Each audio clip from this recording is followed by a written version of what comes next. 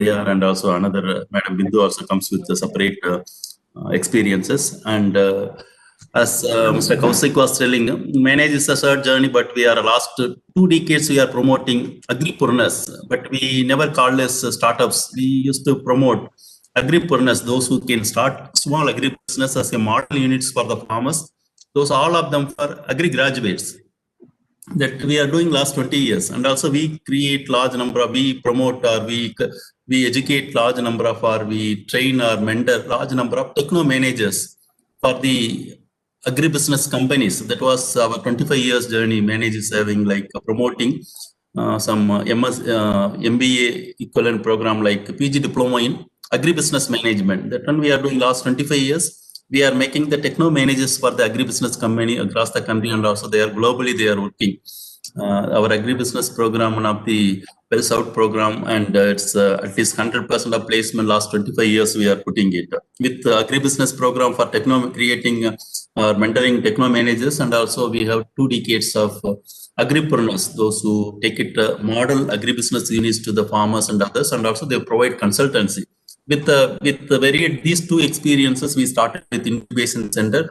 Our idea is to not the technology-based incubator, but all the extension organizations like KVKs or departments or allied sector, they need to act as something like incubation or innovation centers. It is not only technology transfer. The idea behind managed incubation center is this: we want to showcase our model to all the state government departments like agriculture or allied sectors, and also with other like KVKs and those who are really playing the developmental development. They are in the development grassroots level development scenario. For them, it is not only higher learning institutions or research organizations or academic institutions having the incubation or innovation centers. This innovation or incubation common for everybody, and everywhere farmer even get the better remunerative price. They need to innovate and they need to manage better their produce, and they will make us a better enterprises. Agri become agribusiness. That's why manage has a slightly different idea or mandate, or our idea is little different from traditional or technology-based incubation centers. And also maybe this, especially this Saturday series, it is introducing large number of ecosystem players, and also our other government or private schemes which are available for agribusiness incubation to reach large number of people. That with intention we started. And it is we are happy to host large number of our partners like different incubation centers and also large number of startups. And with this, and I will give floor to our speakers. Maybe today we'll get very varied and interesting experiences from our ecosystem partners, especially from Navik Bangalore, and also from ICRISAT, and also Madam Dr. Bindu is joining with us. I hope this will be going to be very useful, and any questions, other things you can put in chat box and we'll get back to you. And again, all the proceedings will be recorded, and we are going to put all the videos online after some time, so that it will be reaching large number of other audience, so they can get better awareness about entire startup agri ecosystem. And thank you very much. And Dr. Sagar, and you invite the first speaker. Thank you very much. Yes, sir. Thank you for your speech. And joining us today, we have 3 eminent speakers from the industry, starting with Mr. Jonathan Filroy. Mr. Jonathan Filroy is a manager with the Agribusiness and Innovation platform at ICRISAT, Hyderabad. Mr. Jonathan holds an MBA from Institute of Rural Management, Anand, India, and a bachelor's degree in agriculture. Also, an InfoDev certified business incubation trainer. Mr. Jonathan manages the ABI operations that involve working with the agtech startups in validating and scaling up their business ideas and products and services, coordinating startup service modules with help from the ICRISAT scientific community and resources. Prior to ICRISAT, Mr. Jonathan headed the North Kerala operations of GCMMF Limited, which is India's largest food products marketing organization and Asia's largest dairy company. His experience spans agribusiness incubator management, agtech startup promotion, sales and marketing, with proven skills in project management, partnership building, and negotiation. Not to forget, Mr. Jonathan has co-authored 5 conference publications in the domain of incubators, agribusiness, and food processing. I request Mr. Jonathan to give a speech. Thank you. Thanks, Kaushik. I hope I'm audible. And, Yes, sir, very you're audible. warm morning. Good morning to all of you, to the team at Manage, and all the participants who are joining this session. Um, Thanks for that elaborate intro, most of it. Yeah. I'll just talk about. I hope the screen is visible. Yes, sir, it is visible. Okay, just give me a second to. Yeah. Yeah. Uh, just want to talk about our experience in promoting agri-tech startups and also agri-business ventures through our incubation center at Agri-Startups. Uh, uh, for some of you who might not know, be knowing about what uh, we are International Crop Research Institute for the we are a non-profit agriculture research for development organization headquartered here in uh, Patancheru near Hyderabad, and operations across Africa. We focus on violent topics because that's a mandate of the institution that we're part of a global network, like Sharvan sir was talking about the CGIAR. So we're part of a group of 14 research institutions across the world, and we focus on the violent topics on primarily on millets and pulses, and the focus is on how to improve the smallholder farmers in that area, how to improve their livelihood, how to provide uh, the women and youth in those areas, how to improve their livelihood means, etc. We started the incubation center in 2003 with the support of DST, under the National Science and Technology Entrepreneurship Development Board scheme, which is called as the TBI scheme, the Technology Business Incubator Scheme. So we were the first TBI in the agri sector in the country at that time, and we focused initially on doing a tech transfer from research scientists, the developments that we are putting out there to our scientists. How do we take it up and scale it to reach to farmers? So we were looking at, can farmers directly become entrepreneurs, or can we look at promoting youth to set up enterprise, agri enterprise? So we were focusing more on agribusiness operations. Lately, we have been, since 2012 to 13, that kind of period where we started now talking about more of startup has come into our entrepreneurship lexicon, so to say, where we started focusing more on tech-oriented innovative startups. So we understand that we need both agri-businesses, the regular SMEs, the small medium enterprises or small medium businesses as well, to fulfill the gap, the gaps in the value chain need to be addressed. So we're working with both startups in the truest sense, as per the definition, as well as agri enterprises, as we will see in the presentation. Uh, so the idea is to support these startups through their entrepreneurship journey in their initial period of their cycle. Somebody comes with an idea. How do we take that idea and mold it into a workable business model, validate their technology, validate the use case, develop a user persona, so to say, who is your customer, identify those kind of things, what is the market that you want to tap into, and then help them grow along the way, and then maybe down the line they might get some funding or join accelerator programs, etc. We are pretty clear that the startups that we support will be part of programs as well. So what we try to do is to actually uh, um, help these startups with their requirement, rather than just saying that, okay, this is our package and then so take it, and that kind of a model. So we don't adopt that. We move in more of a customized, each package that we offer is customized to the startup requirement.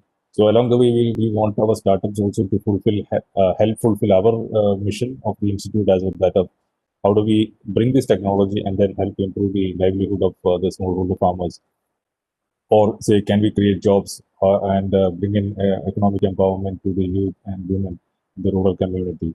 And so we're looking at how we can do local economic growth, how do we promote jobs, how do we promote diversification, etc.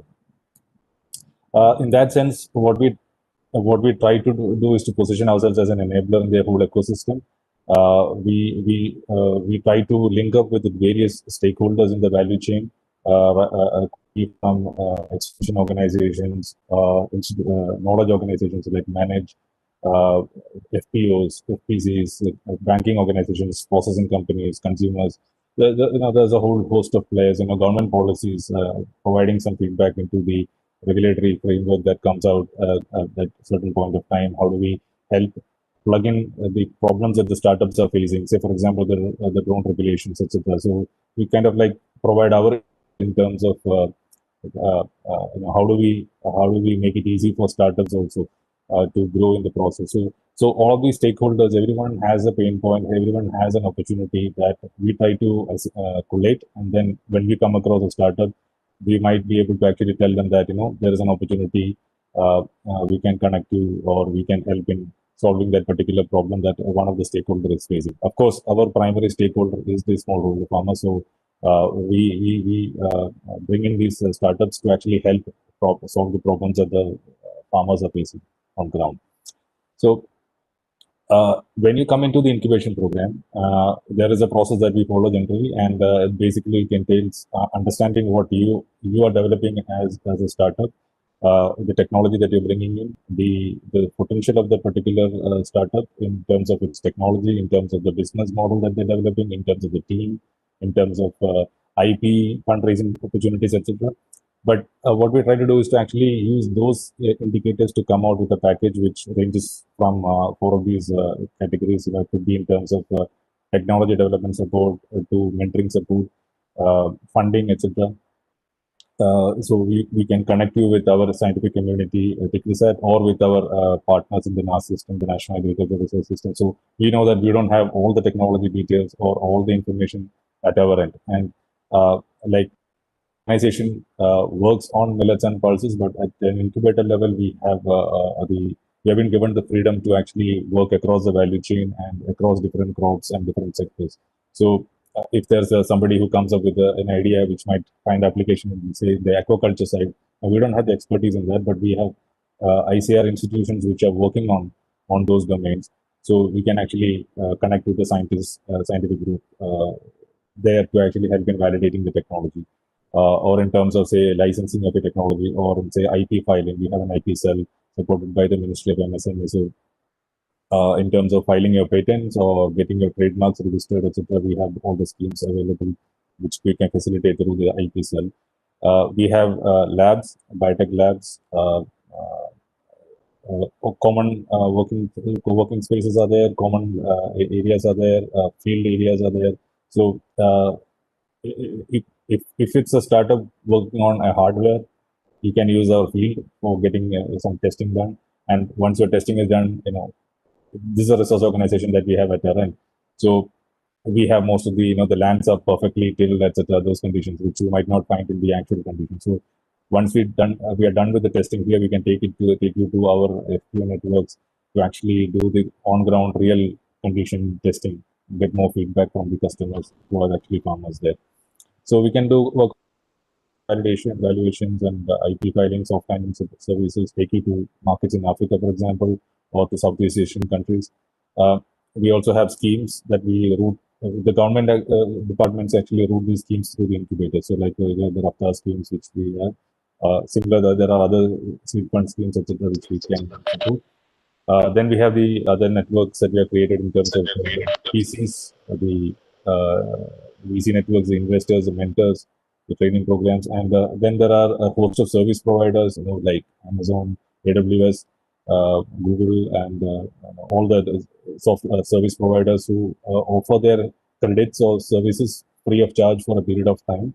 So if once you come into the incubation program, that's given to you as a package, and this is easy for a startup in the initial period. You don't need to invest your money in taking these services. It's free of charge for you for a period of time. So you save the money for doing testing or hiring of new manpower, etc., to build up your team. In the process of the last 17 years, we have supported over 105 agri-tech startups and agri-business ventures. I use the word together because earlier we used to work on agri-business ventures, biotech and those kind of things. So, and then we also had startups which broadly fitted in the category of agri-business consultancy activities. So 105, 79 of them have graduated or exited the program. In the last year, we have our startups recorded about 1,300 jobs, out of which 300 were actually women employees at the startup side. Through the startup services, they have connected with close to 40 lakh farmers across India. We have over 17,000 square feet facility. We also have another separate bio incubator for biotech startups, which is about 24,000 square feet.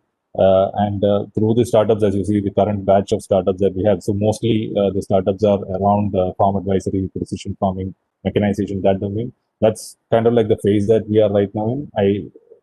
We seriously think that we're going to see changes where we will find there are more and more startups coming out with the app-based advisory beam. We might see a change in the approaches there. We might see more of startups coming into the food side. We have a few in the millet space, but we might see more old protein, smart protein segment startups coming in, more startups coming into the automation segment as well as we go along. We don't have one model. We offer both physical and virtual model, as you can see in the startups registered part. We offer the startups currently that we support are actually spread across the country, and some of them actually have gone overseas as well. In terms of the, like I said earlier, most of the support services that we offer in terms of IP and trademark filings really have seen results. And this is one important parameter that we also look for in terms of how many women employees or are there startups which has a woman founder or a co-founder, and that number has been steadily increasing, which is actually a very good sign for the ecosystem. Just to give you a glimpse of some of our startups and what we have done with them. So like this Bharat Agri is a startup based out of Pune. Some of you from Maharashtra might be using them. And this is one of our recent success stories. Joined the incubator in 2017 when they came up with the idea of advisory services. They were very pretty clear that they don't want to engage the full value chain at that stage. They just wanted to focus only on the advisory side and provide customized solutions to the farmer user. So we worked with the startup in developing the algorithms, in doing the field trials at ICSAT, and testing under conditions that we are very much aware of, glasshouse conditions and open conditions as well, where we could look out for what could be a proprietary algorithm that they could develop on that. And in the process, they also got funding support from BARAC under the Biotechnology Ignition Grant. So we were the anchor incubator for them, and our scientist was also associated with the startup. Through the last 3 years, we have been working with them. We have been able to develop the business model where we were able to actually use both the free and the premium concept. So the free model is basically you get the general information, but the premium customer service is where we get the season-long customized personal crop calendar, market connections, soil testing, and those kind of things provided through the startup. And this is a pretty unique startup in the space because they're one of those rare startups in the agriculture space where farmers are actually paying for the services. So that just shows you the credibility of the business model that they're working on. And recently they generated actually about $2 million in funding. So they are scaling up operations in the newer states in Madhya Pradesh, etc. This is Kusa Technology is a startup actually based out of Kenya, but founded by Indian people, origin people. But what they did is they actually came up with this concept called an extension kit in a box kind of a concept. So basically, they train agri entrepreneurs, the rural youth as agri entrepreneurs. When provide them with a kit which has all these paraphernalia, all the tablets and the devices. This is a projector, and they are trained with. They provided with tools which can actually help in advisory videos, best practice. They can actually connect with say 200 farmers. That's the average that we worked out, one agri entrepreneur for 200 farmers. So to provide crop advisory services, inputs, credits, and other services that they can offer. And so what it does is that the farmers can actually know how much to grow, what to do, how much inputs to be applied, get marketing in linkages and information. And the agri entrepreneur, they get margins and commissions on that. So this is another model that we have worked out, in connection with partners. We tend to look at more from a community-based approach. So we work with the Syngenta Foundation and others to actually reach out to 150,000 farmers right now. And so slowly, this model is also picking up, where we are now trying to connect with FPOs and offer them as a platform service, so that the farmers, so the rural youth who are in that area where the FPO is operating, they can be trained as agri entrepreneurs and get a job creation opportunity there. Gramworks is a recent startup that joined the program. This is on the soil moisture, the weather, and the water management side. Now there are startups which offer apps and then talk about weather conditions and then talk about what could be the upcoming advice, conditions that needs to be taken care of by the farmer. Gramworks, what they were trying to do is to actually put up these kind of micro weather stations, which can actually get weather conditions, and then using the machine learning algorithms, put together their advisory as well as irrigation requirements, which you actually can get it on an app. And then during the incubator, the startup just joined just before COVID came in. And during the COVID time, we were thinking about how about creating a market linkage application as well. So we tested out a model where we just put out a website where the startup connected with a lot of farmers to just come and list their products on the platform, and then connected with a lot of B2B players. And that found a lot of traction. So now we have incorporated that into this particular app as well. Moving on to the next part of the value chain, we have startups like Intello Labs, which focuses on transparency and the quality control. So using a mobile phone, you can actually take an image of a produced sample, and then that will, based on the AI tool, it can actually determine the size, the color, etc., and grade it and say that grade A is this much, grade B, grade C, etc. So imagine if a farmer has it, or if an FPO has it at the farm gate, they can actually talk about they get a report as well. So they can actually use that to actually tell the buyers what the quality is, and then negotiate for a better price for the farmer communities. Fertilizer is a startup which is well known in the millet processing segment.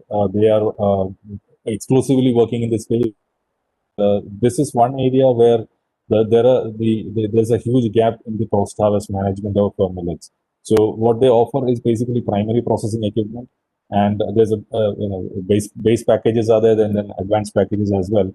But this is not just a manufacturer; they also provide other services like preparing your DPRs and all that. Funding and training for the personnel who want to manage these facilities. Now, the image on your lower right side that you see, this is actually one of the installations that we have done through a project where we involved Perfura in setting up a tribal women-led groundnut processing center in Utnur in Telangana. So this was just launched 10 days back, and what we are trying to do is to actually look at the groundnut value chain, so provide improved varieties of groundnut and to the farmers. And then once the harvest is done, it can come to this facility where it can be processed, sorted, graded, or we can get into chicky manufacturing or get into cold press oil. And then so that the additional value that is being generated goes back to the community rather than to the other part of the middle, the middleman in the value chain. So what we're trying to do is to empower these communities to create jobs. So not just farmers alone, but also in the next part of the value chain and the non-farm sector as well. How do we create jobs? And one of the recent studies said that every job that you create in the food processing sector creates about 3 jobs in the non-farm sector. So that trying to exploit in terms of the food processing value addition side. And the recent announcements from the government of India regarding the infrastructure fund is actually a very big boost for most startups. So if there are startups out there or entrepreneurs out there who are thinking about how to leverage these things, these ideas, it will be great if you think about plugging your idea with the infrastructure fund and all that, and creating entities where you can actually use that fund to actually support your technology intervention. So, for example, here Perfura can actually use that fund to support more and more FPOs and cooperatives or community-owned enterprises to set up these kind of platforms and grow their local economic part of it. Moving on to the high-end part of this, has been in the discussion for a long time. Initially for imagery purposes, but drones also have applications in the spraying side. So the regulations are still in the works for allowing agriculture spraying through using drones. It's still not as per regulations, not allowed as per regulations. So, but we expect that in the coming days it will be cleared, and we hope to see more of such kind of enterprises coming in to address the issues of say farm labor shortage for spraying, or manual spraying. If most of us know that they spray but they don't wear any health gear, and a lot of deaths also have happened after they inhale a lot of the spray or the chemicals in the hand, etc. So the drones can actually do the autonomous spraying operations are there, or you can do manual as well using the drone devices, control devices. And for us, Thanos, we worked with them in terms of the validation trials, connected with them to the top 3 agrochemical companies in the world. And some of the projects are already ongoing with ICR institutions. PGTSAU recently started a project for them. And so it is a case where we are trying to these our startup entrepreneurs, the founders, they are very solid on the engineering side of it. So we don't come into the engineering part, but in terms of the use case applications, validation of those things, that's where we have worked on with this particular startup. So one of the uniqueness about this startup is, compared with other drone players in the country, other drone players actually import the whole drone, whereas we, in Thanos' case, it is more of they assembling everything in house. So it's a made in India model that we have here. Another version, made in India startup is our robotics guys. Robotics is going to be the next boom area. On the screen, you can see X100, which is a compact a model which has the prototypes testing is nearly done. We hope to be in the market early December, and this is mainly targeting weeding operations in chili and cotton. But we are also trying to develop other accessory units where you can do seeding, you can do weeding, spraying, everything using one robotic, the robot platform that we have created. So right now the tests are going on in our field, and we hope to take it to the next stages in the coming weeks. Another startup in the fertilizer side. Fertilizer consumption is pretty high in the country, especially urea, and that also has led to vast amount of soil degradation. And so this is a startup which has used the concept of fertilizer deplacement and using powered deplacement models, which they have actually patented and got a patent as well. We have been developing this model. This is the latest version of the device, and this can be fitted onto an existing tractor model or a power tiller, and then can be used for applying fertilizers in briquette form. So basically, these briquettes go up to say 20 centimeters deep in the soil, and one-time application is enough for the entire cropping season. So we are looking at how do we reduce the fertilizer consumption requirement, how do we reduce the environmental damage due to high fertilizer application. And recently, the startup was both the machine that you see here as well as the briquetting unit was listed in the submission on agriculture machine mechanization. So the subsidies are available for parties who are interested in buying these equipment. Connecting both all these different phases is a startup called Napanda. Most of you might in Telangana and Andhra might be aware of Napanda, or maybe even users of Napanda. And they have gone through a unique journey. An ex-banker who actually set up an entire application that you see on the screen. And this is the screen that he actually showed me 3 years back.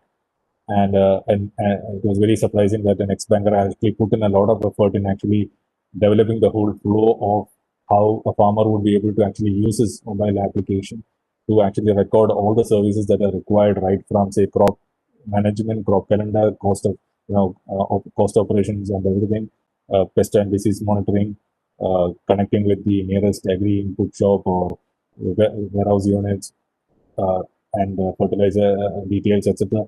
And now during the COVID time, we had a whole database of farmers who are using.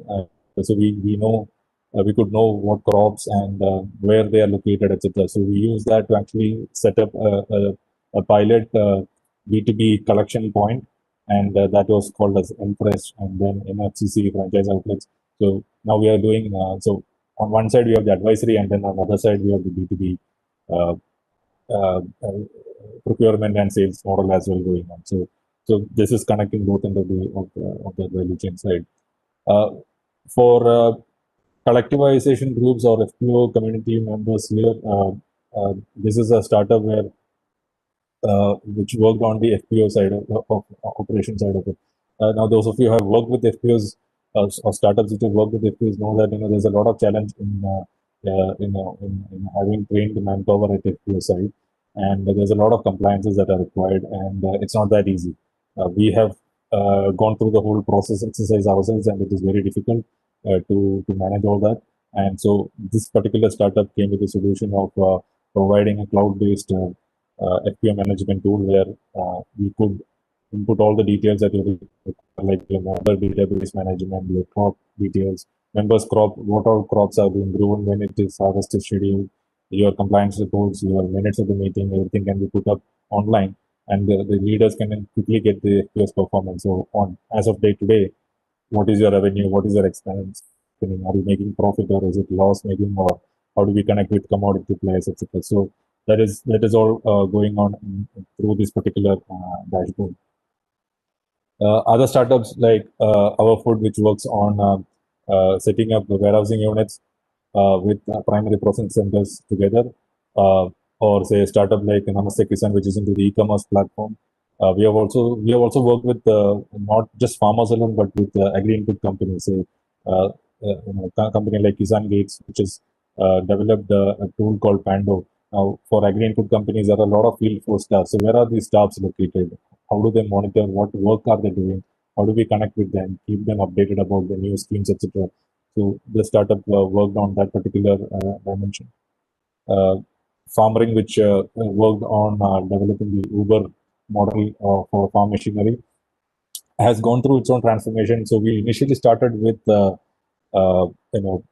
the whole Uber concept for machinery, farm machinery concept, but then we found that that alone would not be able to provide the whole service. So we wanted to provide a lot of other services like can we provide advisory, can we provide input services, can we plug in all of that through this particular service, or take for example Ridgeline Industries, which we had developed the millet-based food products, and then we transferred this technology to the startup, and they commercialized most of our technology. So you'll see these extruded snack foods or the millet-based cookies.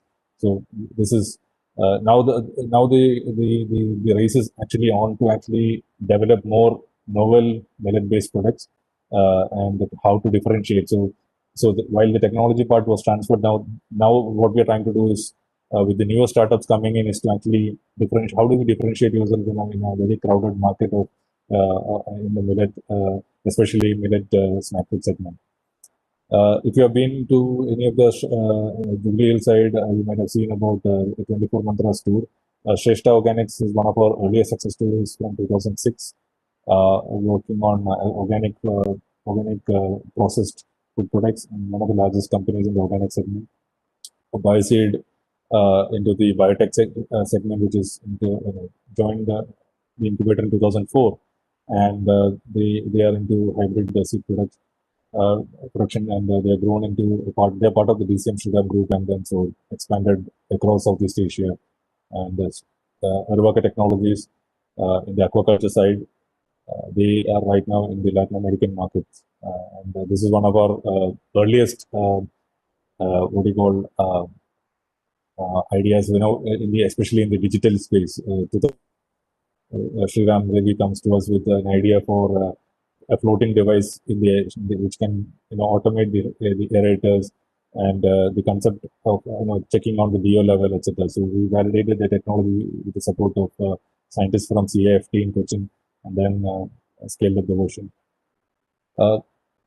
Other areas in our ecosystem activity in terms of the experience that we have of say setting up these FPOs, the concept of collectivization has been there, and the farmer producer companies right now there are about 7,300 odd FPCs in the country, and then around another 3,000 in the pipeline, and further than that there's another 10,000 that's going to come in. So we wanted to understand how this model is about back in 2015. And this was, for us, it was more about understanding what the FPC is about, how the farmers, how the governance model works, how can we transfer technologies from research to the farming community directly through FPOs? Can we plug in the schemes that the governments have, in terms of move farmers to more modernizing agriculture or say procurement? How about connecting our startups? And so we look at the value chain, very basic way of looking at this one. So can the FPO itself manage most of the activities? Can the FPO run its own input shop or create seed producer farmers where some of the farmers could be seed growers for the FPO community? Can they procure from the members themselves, do primary level processing or secondary level processing, and then get into marketing themselves? So can we connect our startups who are working on different aspects of the value chain and then help in their validation journey or in terms of scaling up their services or products to them? So we have had our experience has been pretty successful. We have linked up some schemes. We have helped in the support training programs in the procurement activities, and so suppose we have also have training programs for the FPO promoting organizations and FPO members themselves. So different topics were covered, and these are all our learnings and experiences from that side of the ecosystem. Another area that we have a lot of expertise built up over the years is in terms of setting up business incubation centers across India. So we started this journey in 2007 by setting up a technology business incubator in Tamil Nadu Agriculture University in Coimbatore. And then later on in 2010, we partnered with the Indian Council of Agriculture Research in setting up 22 incubation centers. And then now we have scaled up a version called as the RKV Avatar program, where there are close to 25 or 29 incubation centers, if I remember correctly. So, and then the ICR also has another 25, which they recently started. So, all put together, somewhere close to agri research institutions, focused incubation centers, somewhere around 80, 85, and other incubation centers, which are non-agri, but have an agri focus coming up. So, we assume that there's somewhere close to 120 odd incubators across India, which are which have a focus on the agri vertical. And so it's a very exciting time to be a startup in this space. And we took our experience to Africa as well in setting up value chain based incubation centers. So the difference between the Indian model and the Africa model only is that this model is more focused on the value chain, specific crop based value chain. So for example, in Kenya we focused on crop. In Uganda we have banana and coffee. So likewise, focusing on the value chain part of it, and then setting up incubation centers there, so we could look at farmers or on the enterprises at the back end of the value chain, all the way to say supply logistics, finished products, etc. So we have had both working experience in both the domain, and all over the years, I mean, our startups have been recognized, and for us that's a big boost because it gives us a lot of pride, as well as a validation of our business, of the way we operate our incubation center. And so our startups get recognized, we get recognition in the process, and so it's a win-win. And so we have also won a few awards at our end as well. And some of the images from our a lot of activities. These are not images from 2020 because of COVID. Most of the operations have been put offline, and we have switched to an online model. So most of the activities have not happened. It's more of a virtual one-on-ones that we're having with our startup incubators. So, and yeah, that's about us. You can reach out to us on any of our pages, or you can email us at any point of time. I'm happy to take any queries. Well, thank you, sir. Thank you for your speech. And thank you for taking us through your journey. This will help the audience to push up their goals, like as India is looking out for a new set of innovation things to move for a sustainable economy. And we shall keep the questions in the last, sir. Is that okay for you, or shall we Yeah, go that's ahead? fine. Okay, sir. Thank you.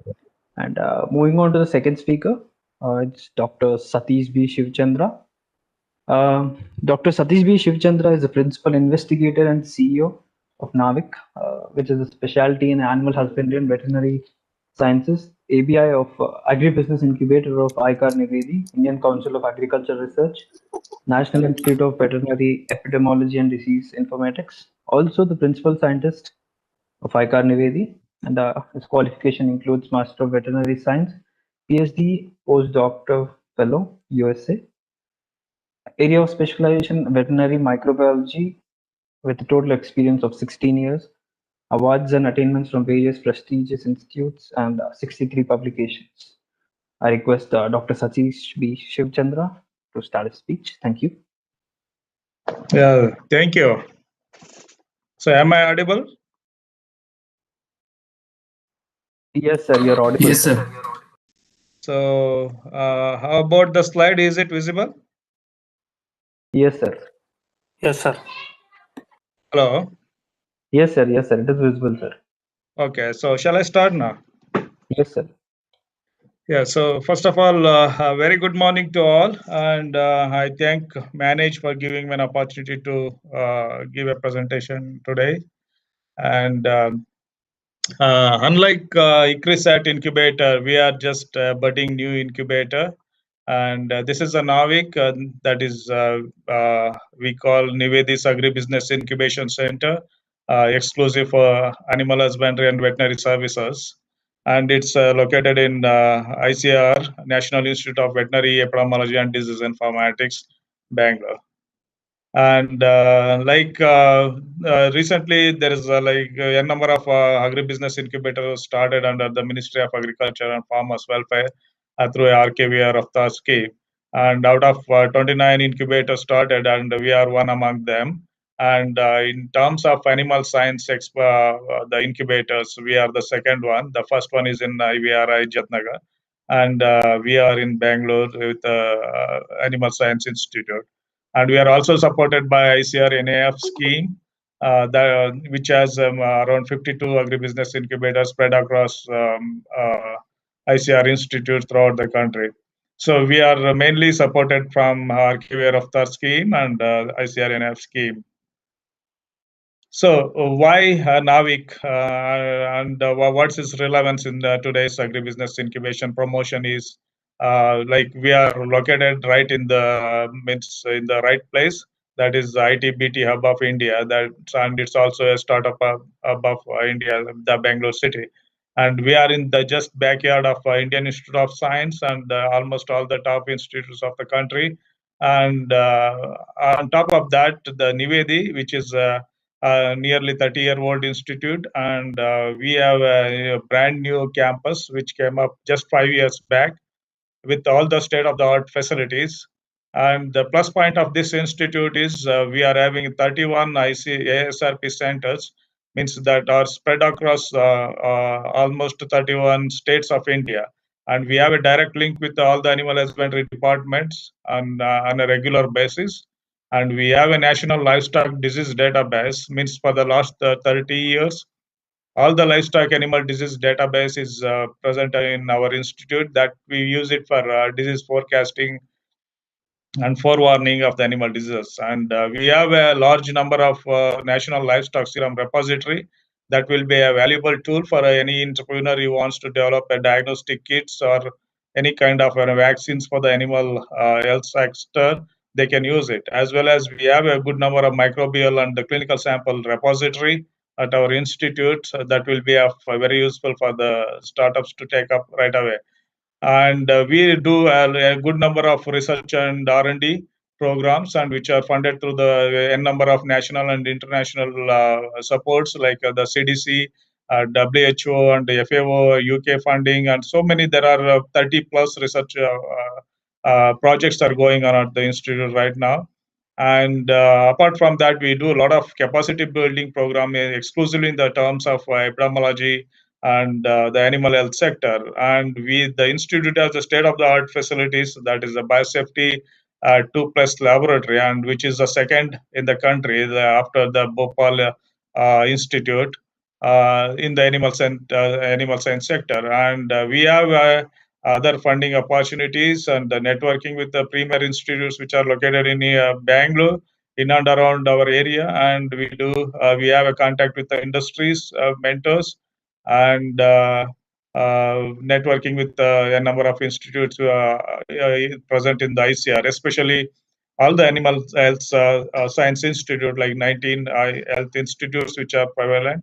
And we have a direct link with all those institutes and the state animal husbandry departments in India. That's a plus point for the institute. So like anybody who comes and gets incubated on our center will have a direct access to the facilities existing in the animal health science.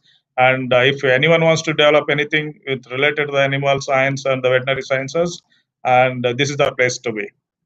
And just we started, as I said, in the last year, in the beginning of that, under the RKVR Rafta scheme. It's a brand new facility, what you can see, that was inaugurated by our founding director. And we have around 30 plus office spaces for the incubators to sit, and dedicated the wet lab space, the biosafety laboratory, and the training hall, the auditorium, and all the infrastructure which are required for the incubators to try out their ideas or the product to make it a viable product.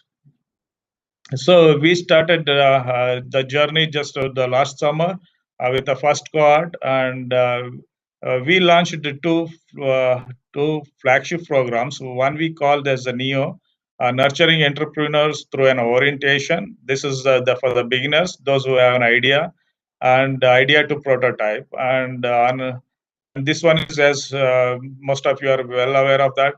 So anybody who has an idea for the agri problems, they can apply, and they are eligible to get a grant in aid up to 5 lakhs.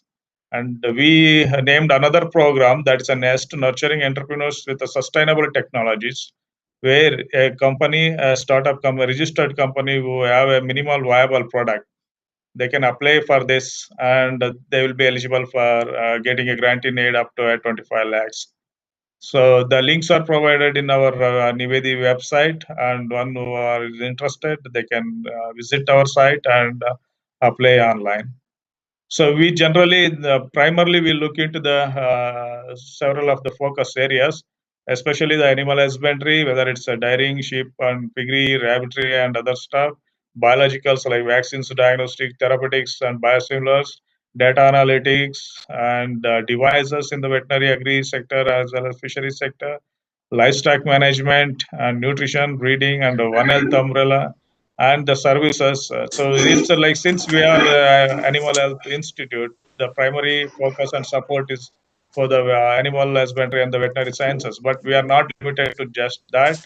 We are open for the agriculture and the fishery sectors, and we received a number of applications from the agri sector, since we are just located nearby the University of Agricultural Sciences and Horticulture Sciences, and as well as IHR, which are very close by to our incubator center. So we are taking up all the proposals who are coming in the agriculture and allied sector. But our strength will add on to those who come up with the animal science, the ideas, or they want to be entrepreneur in the animal science sector. So our journey so far, I'll just take you all through how we started and what we did and how it was in the last 1 year. So we called for a proposal in the last summer through media and the newspapers and the brochures and leaflet, and promoted aggressively, and by conducting a number of boot camps in the veterinary colleges, agri colleges, and because it's there are a good number of incubators for the software industry or many other sectors in Bangalore, but there are limited, means there are no agri business incubator like for the veterinary sector, or maybe an agri in Bangalore, or in we can say not much in the close by. We are the first movers, and we thought like let's go aggressively and promote the business incubation and entrepreneur stuff. So we moved across several of institutes throughout the state, and as well as in some of the outreach programs in the different ICR institutes. And finally, we got the proposals, which were 200 plus in the first call for proposal. And if you look at the distribution of proposals, like the state-wise, you can see here, the majority were from Karnataka, and rest all from other states. And if you divide the number of proposals, the sector-wise, again, you can see a good number is from the agriculture sector, and different other sectors were bifurcated under these ones. And the one what we noticed was like the most of the proposals what we got, the generally like some of them are like even when we went for the awareness programs, they were confused with whenever we talk about this is a scheme and we want to develop an entrepreneur. They look, they were asking for whether okay, if I want to start a 50 animal sheep rearing farm, can I get the funding? Dairy sector, I want to start a dairy for the 100 animals, can I get the funding? Like that, there is a confusion in the several of the people. The moment we say that we are promoting the entrepreneurship, and they usually think the traditional way of rearing the animal rearing, like it's a poultry, dairy, or rabbitry, or whatever. And it was a hard time to convince them that you have some innovativeness in whatever you want to do it. It's not like the traditional farming. It has been doing since ages. We want to make it something innovative that adds a value. So that's also a problem in the agriculture sector, as in the livestock sector as well. That was a key thing we tried to press, and just convince the entrepreneurs to fine tune their proposals. And in spite of that, we received good number of proposals, and still they were need of fine tuning. And we tried, and we even mentored several times to rewrite their proposals and come back again with good ideas, so that we can take it them forward. And finally, we called them for a presentation, and that was the number around 50 plus presentations were given in front of our experts committee, and both the idea and the minimum viable products. And these were the glimpses of the meetings and the program, the 2 months residency orientation program that we started for the entrepreneurs. And this is the snapshot, total number of applications received under the first program, the NEO, 94. After the internal screening, we downsized to 38. Then after the presentation, downsized to 28. And then finally, we selected 12 for the 2 months Agri-Preneurship orientation program. Whereas under the nest, we received 114 applications, and after screening, it was down to 43. Again, presentation for 31, and finally selected 13. So this gives a glimpses of how the different stages of selection that we usually do it to bring down to a better one to go forward.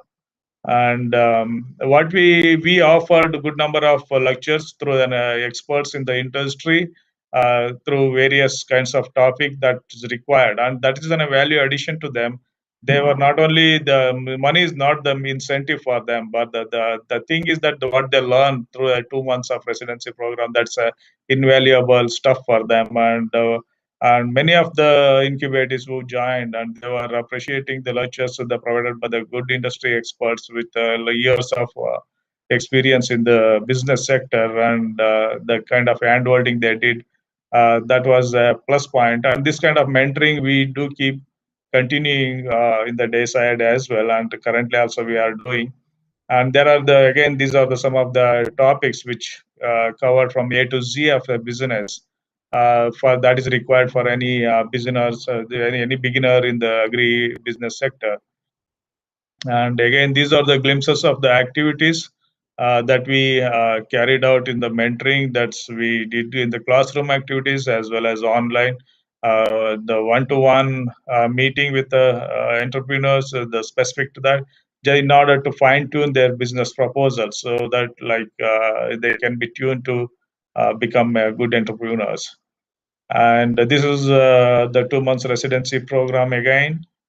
And these were the sessions, the mentoring sessions that was carried out with several of the experts. And finally, we downsized to around 25 proposals. And finally, we put up them for the RC meeting. And this is a distribution, the sector-wise again, the agri and veterinary sectors. You can see the numbers, how they are distributed. And finally, the grant in aid was received by the 9 farms. And it's a 1.1 CR that was sanctioned and the release for these successful entrepreneurs at the end of the first cohort. In the second cohort, it was just started in the beginning of this year.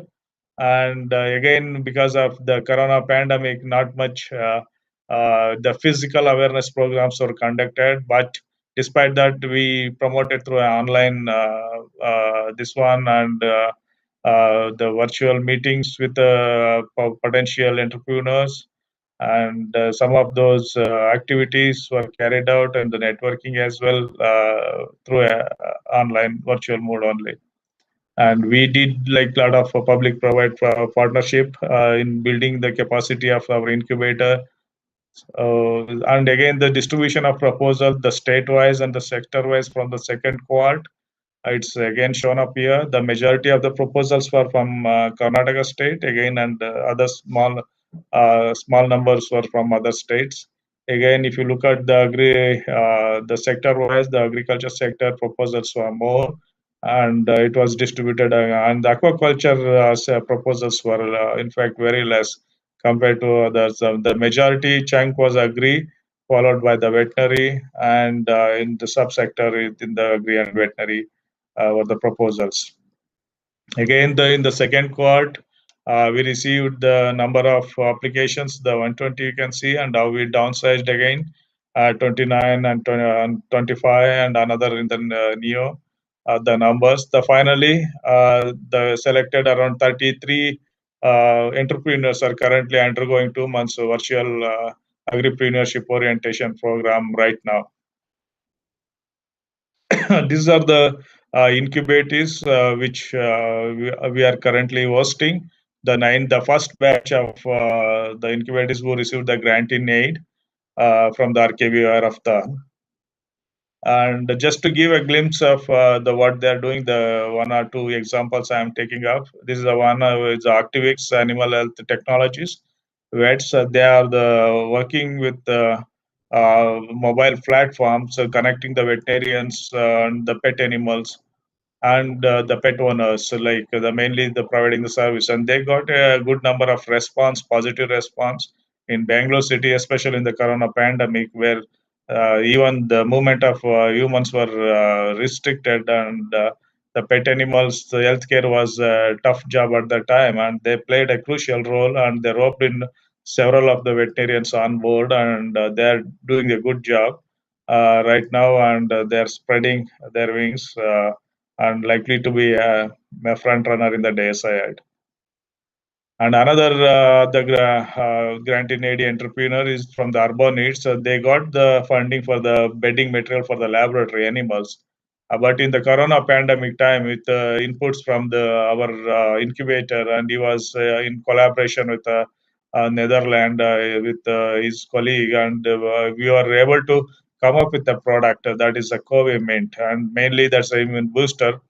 And it's working fantastically, and they give the 1 or 2 pills as a prophylactic, and this is working very well, and it has been appreciated, and it has got all the clearances from the government agencies, and it's in the market, and those who are interested, they can buy that.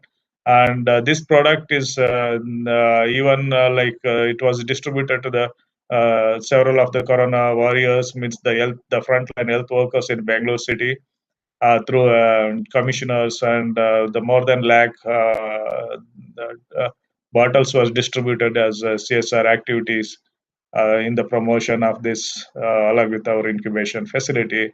And the same company, they started, they thought of looking for another product, like in collaboration with Nivedi. We are assisting them in developing another product against the lumpy skin disease. And this is recently, it's spreading like wildfire throughout the India, and most of the cattle are being affected through this disease, which causes the lumps on its skin.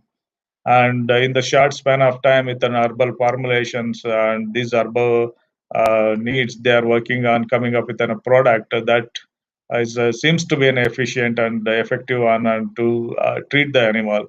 So in this one, we are assisting them to connect with the farms and the animal, the state animal husbandry departments, as well as to validate their product. So that's how we have the connection and the mentoring to develop the product on time and rise up to the occasion, so that they carry on with their promotion, and as well as they serve the farming community as we need it the most. And currently, we are the third call for proposal is on, and today is the last day. And if any of the new budding entrepreneurs are listening to our talk, they can visit the Nivedi website, and then they can apply their ideas for this kind of proposals. And we are in news in several media for the what we are doing, and we are in collaboration with, of course, the Manage and the CCAMP and the BBC and a good number of ICR institutes, and there are a number of ICR institutes and the veterinary colleges, agri colleges in and around, and we are officially tying up with many of the institutes for the collaborative promotion of entrepreneurship activities, especially in agriculture. And generally, we do a lot of activities on a regular basis, like a startup meet, the pitch your idea, Vetathon and tech fairs, and the workshop, demo day, and webinars, and the mini seminars. But in the Corona time, we reduced most of our activities to the virtual webinars, and there are a good number of speakers who carried out, who presented the talks on different aspects of the entrepreneur journey, like it's IPR and the financial management, or it's the presence in the entrepreneurial opportunities in livestock sector, as well as in the meat sector, and so on. So these are being conducted regularly on a weekly intervals, and so on. And we will be promoting that. And we have a number of promotional medias and activities to promote the agribusiness incubation and make awareness as well. And we release the periodic newsletters as well. And these are the 3 newsletters we brought up recently to sum up our activities and to give a glimpse of what we do. And we are present in the social media, and those entrepreneurs who are interested, they can visit. And most of our webinars are put up on YouTube as well.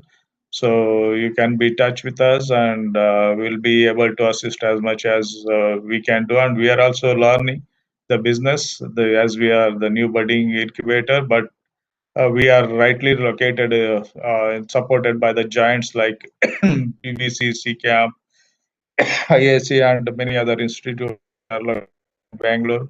So definitely, it's a right place if anyone wants to be get incubated and get connected to the neighboring institute and the ecosystem, which is very well established in the country.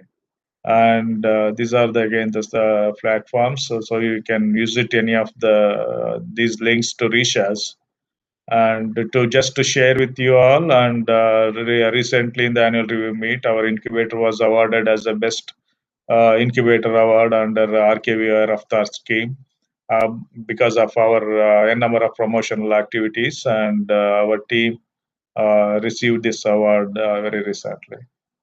So this is a small team we are having, and so whoever is interested to get connected with our or apply for this program, please visit us and be in touch with us. and we'll get back to you, and let's start the entrepreneur journey. And the Navik, a sailor, welcomes you all on aboard to reach your destination, the entrepreneur journey, and we set the sail for your success.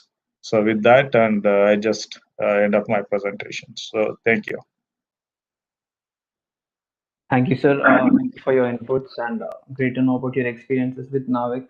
Amidst the pandemic, the incubators are really reaching out to the ideapreneurs and the entrepreneurs to let them rise, like convert their idea and scale up.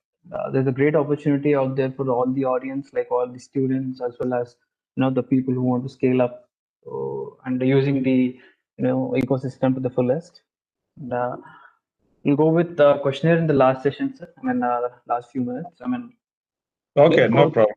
Yes, sir. Thank you, sir. And let's go with the third speaker, Dr. Bindu Nishal, a research leader with more than 15 years of industrial and academic experience in areas of research and development, project management, analysis and reporting, and people management. Currently, the Vice President of Agri Innovation at Sustainability Innovation Center, IKP, which is the Knowledge Park. Dr. Bindu's qualification includes a bachelor's degree in life sciences from Delhi University, a master's degree in life sciences from JNU Delhi, also obtained a PhD in plant molecular biology and a strategic management program from XLRI Jamshedpur. And request Dr. Bindu Nishal to start a speech. Thank you.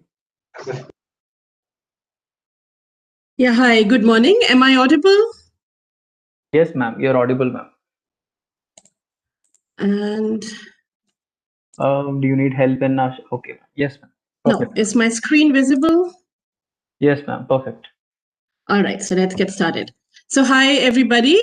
Good morning. I'm Bindu. Thanks a lot for that introduction. And I was listening to Satish talking just before me.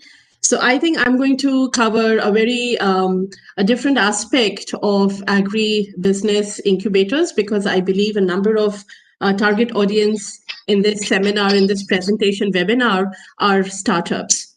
So a bit about where I'm coming from. So I'm working at Ikp Knowledge Park, and this is situated in Hyderabad, where I've divided my talk or my presentation into two bits. One is talking about IKP and what it offers, and the second is the different kind of funding opportunities that are there for budding entrepreneurs and startups. So I'm moving to my next slide. Please let me know if you are able to see my slide number 2. Yes, ma'am, it's perfect, ma'am. Okay. Thank you. So IKP Knowledge Park is a 200-acre science park and incubator situated with physical presence in Hyderabad and Bangalore.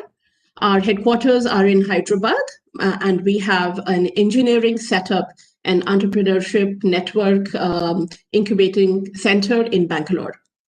It is the first wet lab research park and incubator in India, set up with the mission to create a world-class ecosystem for fostering leading-edge innovation. There are 700 companies from 7 countries that we have supported since 2000, including more than 650 startups. We also help in grants and getting startups funded, and we have supported more than 380 startups get funding. So overall, IKP promotes advancement of technology-based innovators, entrepreneurs, and small and large companies through customized space, shared equipment, incubation, mentorship, and funding. As you can see at the bottom left of my slide, we are promoted by ICICI Trust, IKP Trust, and ICICI Bank. We have numerous partners. We are supported by a lot of partners within the country as well as outside, including Government of Telangana, NSTEDB, BIRAC, Startup Karnataka, USAID, Bill and Melinda Gates, and DFID.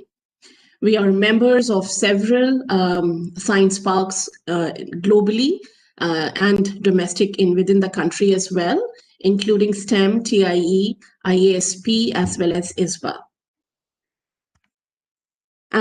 So IKP started operation in 1998.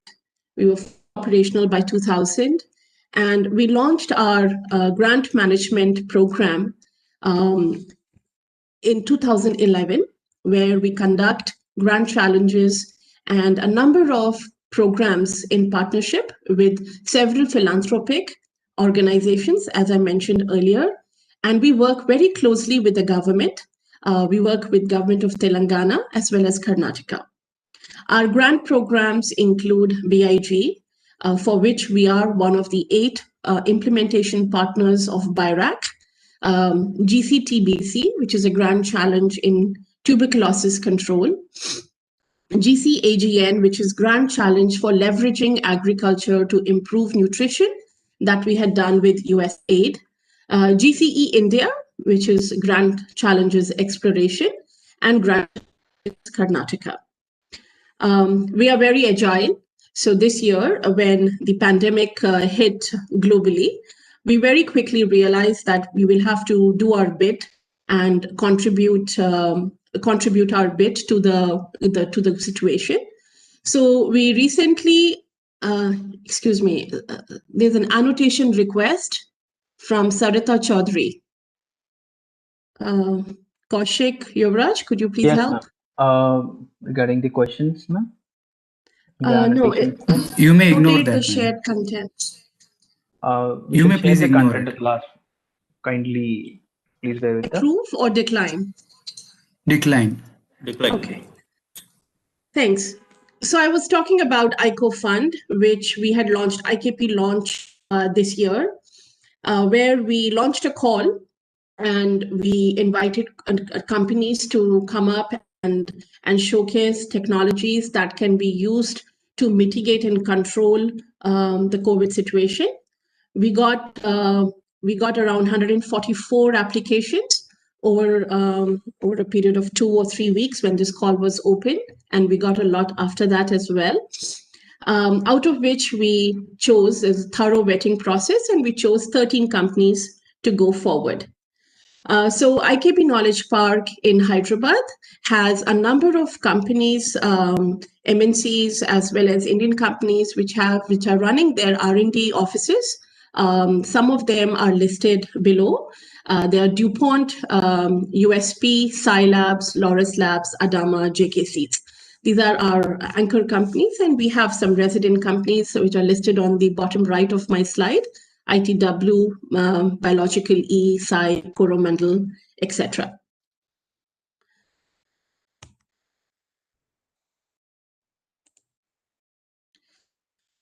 So my next slide talks about the footprint of IKP, what we are doing and who we are and where we are. So the innermost circle shows IKP Trust, through which IKP was formed and founded. And then the first green circle, are you able to see my mouse? Yes, ma'am. Yes, ma'am. All right. So this is IKP Knowledge Park, and the orange one is IKP Ventures, and the reddish orange, the Martian red, is IKP Eden. So as I was mentioning, IKP Knowledge Park, is in Hyderabad. IKP Eden is in Bangalore. Physically, this is their geographical distribution. And if you're talking about IKP or IKP Knowledge Park, we have, like I said, 200-acre campus with 1.4 lakh square feet lab space. And recently, last year, IKP acquired a new building from DuPont Pioneer, which is where I work. It is a ready-to-use over 1 lakh square feet of lab space, and we have named it Sustainability Innovation Center, or SINC. I'll be talking about SINC a little bit more towards the later half of my presentation. So this is where we have the Agri Innovation and Translation Center. Just next to it is a 75,000 SFT new building that's coming up, which we call Catalyst now. It was initially called SME Hub. We also have a life science incubator, over 10,000 square feet of space. Depending on the need of the innovator or the entrepreneur, we give out labs or seats based on that. And very interesting, we have one of the 5 technology transfer office located in Sustainability Innovation Center, operating out of our Hyderabad office. We have started an immersion program called Sparsh, which is currently the call is child health. So this is our portfolio in Hyderabad. We also have incubation, and we have 5 prototyping centers. Both of these activities happen in Karnataka.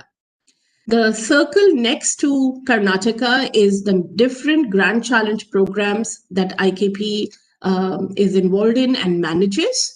We have a brick office. We have a person working out of Delhi who manages this, which is a BIRAC center.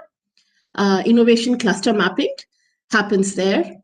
And then there is the India Innovation Fund. So IKP Eden, which is the engineering, prototyping, networking, and entrepreneurship network, deals with hardware, incubator, and makerspace. So they have a 25,000 square feet building, and they also manage the Nidhi Prayas Fund. So this footprint should translate into our physical presence. So, like I said, the big round circle in Hyderabad is where we are, our headquarters is located in Hyderabad. And we also have IKP Eden at Bangalore. The different orange circles that you see are the companies or innovators that we have mapped, which have either incubated or supported by IKP. Hyderabad has IKP, Sustainability Innovation Center, SME Hub or Catalyst, and a life science incubator. Bangalore has IKP Eden, Nidhi TBI, and it's a BioNest. Karnataka, we have K-Tech Innovation Hub, and we have 6 prototyping centers at Jalahalli, Mysore, Bangalore, Shivamogga, Belgavi, and Kalaburagi. Across India, our presence is in the form of BRIC and India Innovation Fund. So if you talk about the impact of IKP in the innovation ecosystem, we have touched more than 8,000 innovators, including 700 companies and innovations, and we have funded more than 380 innovators. Talk about our investment multiplication. We have received funding of around 220 crores, including government and donor funds, out of which 100 crore we have coming from IKP, and the private investment has been multiplied 25 times. We have also impacted, very pleased to say, we have generated jobs either directly or indirectly, and the numbers are mentioned below. So this is Sustainability Innovation Center. It's a new building, like I said. It's an ex-DuPont Pioneer building that IKP acquired last year. And it has a number of different facility features. Most important, it has the Agri Innovation and Translation Center, which is based out of SINC. The objective of Agri Innovation Translation Center is to become a center of excellence for plant phenotyping and to support startups that have sustainable technologies and to help them deploy those technologies and to take them forward, which is where IKP Prime, which is a technology transfer office, becomes very useful. It stands for Platform for Regional IP Management Ecosystem. It was established with the support of NBM DBT, and the primary objective is to assist entrepreneurs for commercializing their technologies. As you can see from outside, it's a very large campus, and I'll give you a glimpse of how it looks like inside, but it's going to be a very small and a short glimpse. So I would welcome all of you to please, whenever you are in Hyderabad next, if you happen to be on this side of the city, please do visit, because SINC offers a world-class laboratory and office space, shared facilities, and an environment which is conducive for innovations, peer learning, and collaborations. So this is what it looks like from inside. It has a plug-and-play laboratory space. We have a number of resident companies which are already operating out of Sync building. We have office space. We have four large greenhouses. And the main USP of this place is the presence of 26 walk-in growth chambers from Conviron. So these are state-of-the-art growth chambers where you can walk in, and there's a watering system inside. There are different shelves which are movable in height, so to accommodate different crops of your interest. If you're growing soybean, you can have 4 shelves. Let's say if you're growing rice, you can probably have just 2 shelves. And this is LSI by Sync Discovery Labs, which the entrepreneurs are welcome to come and use. You just have to book your name and use these facilities. These are all fully functional and ready to use. And we acquired this building just last year. So I've talked about IKP and our physical presence in Hyderabad, which is mostly life science based, and Bangalore, which is mostly engineering based, and our pan-India, across India presence. So one of our major roles is to help entrepreneurs get funded. So I'm going to spend the last few slides on what are the funding opportunities. And for some of you, this may be, you may already know all about this, but please bear with me. These are for budding startups who probably don't have an idea or who would like to know more. So one of the grants, these are all open-ended innovation grants from BIRAC, which is Biotechnology Industry Research Assistance Council. One of the grants that I said we are one of the implementation partners with BIRAC is the BIG, or the Biotechnology Ignition Grant. It's the proof of concept stage grant with up to 50 lakhs. And this is open for academic innovators as well as early startups who are registered less than 3 years. We have supported over 150 grantees. There are 5 implementation partners, and there are 2 calls a year. So it happens twice a year. The next grant is SIBRI. This is for companies or startups that have done the initial POC and they have some data already. And this is a grant in aid, so you can request for up to 50 lakhs, additional grant for academic and R&D institution. These are mostly for public-private partnerships. Academia can also participate, provided they have a partner with SME or a startup. So far, 118 SIBRI grants have been given out, and these happen there are 3 calls in a year. So it happens 3 times in a year. The next stage grant is the BIPP grant, which is for high-risk, high-impact projects. This is when a startup has generated enough proof of concept data, or the prototype is ready and they would like to scale up and deploy it. And this is also for public-private partnership. Academia are also welcome to apply for it along with the company, and this call also happens 3 times in a year. So I've taken this picture from the BIRAC website. This talks about the different areas, different industrial sectors that they fund. So this is a flagship program of BIRAC, started in 2012. And as I mentioned, it supports innovative ideas to establish proof of concept of their idea. So it's a very early stage. And it's open for individuals and startups. And I said there are 8 big implementation partners, and Ikp Knowledge Park is one of them. If you look at the different areas, you could read it. These slides are with change. There's a large sector which is agriculture, which they fund.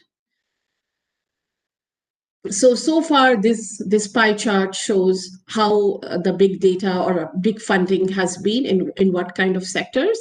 So a very large sector is, as you can see, it goes to biomedical devices and instruments. And the different shades of green are for agriculture. The yellow are for industrial products and processes, and the different colors of blue are healthcare, including, and orange as well. So very large chunk to healthcare, very large chunk to biomedical device and instruments, and relatively smaller but significant for agriculture startups as well. So besides these three funds, what other options are available for startups? There is the LEAP Fund, which is Launching Entrepreneurial-Driven Affordable Product Fund. So there are 6 LEAP Fund partners. It is from proof of concept to pilot stage, and you can get up to 1 crore per startup. The next funding option that is available to startups is the Seed Fund, which is Sustainable Entrepreneurship and Enterprise Development Fund, which is around 30 lakhs per startup. And this is proof of concept stage and first equity exposure stage.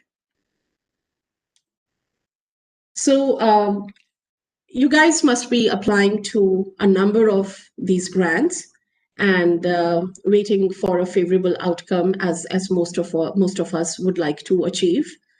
So I would like to just spend a few minutes on talking about the selection criteria, because we help Ikp Knowledge Park is one of the implementation partners with BIRAC. So we do get to see good projects getting rejected or projects not making it, and then we provide them support and we provide them with mentoring and handholding as to how can they redo their proposal and reapply in 6 months. So these are the 7 points that I would like as a takeaway from this presentation that I'm giving, is what are the criteria for most innovation grants. And again, I apologize if this is something very basic and you already are aware of it. So very important is the novelty of innovation. How novel your innovative idea is. So one is the idea is innovative or novel, and the other is if the concept is novel. So you can have similar kind, like because of COVID, there is immunity boosters, right? So immunity booster will be a product, but then there are 10 different kinds of immunity boosters. There are drinks, there are lemon veggies, there is Patanjali Korovid or something like that. So idea is novel, and what you are presenting, if that is novel. So that is something very important to keep in mind. Then the next is team strength. Do you have representation from an expert, a person who's going to do it, the primary investigator, a business component? So the team strength. What would be the societal impact of your project, and whether it would be accessible and affordable to the end user? How sustainable is your idea, especially from commercialization and commoditization point of view? And are the goals or the project that you're proposing for which you require funding, is it aligned to the big program? And please remember, BIG is mostly they are 18-month plans. So what they also look for is the execution capability as well as business case. So you can't apply for a funding for 18 months and have a project that will go on for 4 years. So that would, there's a clear misalignment. So these are some of the areas that one needs to, it would be helpful to keep these in mind before one applies for any of these fundings. And this is my last slide that I would like to leave you with. So IKP does, pioneering work in providing help to startups, assistance in different areas for a startup to become successful. And during my tenure at IKP, which has not been very long, I have seen, and it's incredibly gratifying to see a company expanding, getting more money, getting money from international funders, and really growing and expanding, hiring more people. It's incredibly gratifying to see that. So why partner with us? This is a snapshot of some things that I had in mind, but it's obviously much more deeper than that. We have incubation labs. We can help with market connects, and we have done that for the Ico Fund companies. There was a company that had the product, but they didn't know how to go to the market, how to enter the market. So we provided those linkages. Same for agriculture. The presence of Think building or Sustainability Innovation Center building provides an incredible world-class facility to grow plants, to get phenotyping data from growing plants in a very controlled environment, which is not available to a lot of researchers who are especially in the startup or the innovation ecosystem. IKP also provides assistance with IP because it's incredibly important to protect your intellectual property rights. We will have access to IKP network, not just the companies which are located within IKP, but the network that we have created, which is much larger. And now it goes beyond the companies that are physically located at IKP. We provide mentorship, and as well as we have a very good analytical facility where we do the experiments for you, such as GCMS, HPLC. We have an NMR. So you just have to go to our website or contact me. My email address is in the first slide, and I can connect you to the right people. So I think I will end now, and happy to take questions. Yes, ma'am. Thank you, ma'am. That was quite informative. Thank you for the throwing light regarding startup ecosystem. As in, like, startup ecosystems in several environments are located throughout the world. They end up doing the same things, like encouraging the entrepreneurial culture and getting all the resources to one point. And despite the tight deadlines, Dr. Bindu Nishal has made to the webinar. We thank you for joining us, ma'am. My pleasure. The session is open for questions. Thank you. Dr. K.S. Patel, can you mute yourself? Dr. K.S. Patel, kindly mute now. Dr. K.S. Patel, kindly mute. Also, can you mute him? K.S. Patel. Yeah.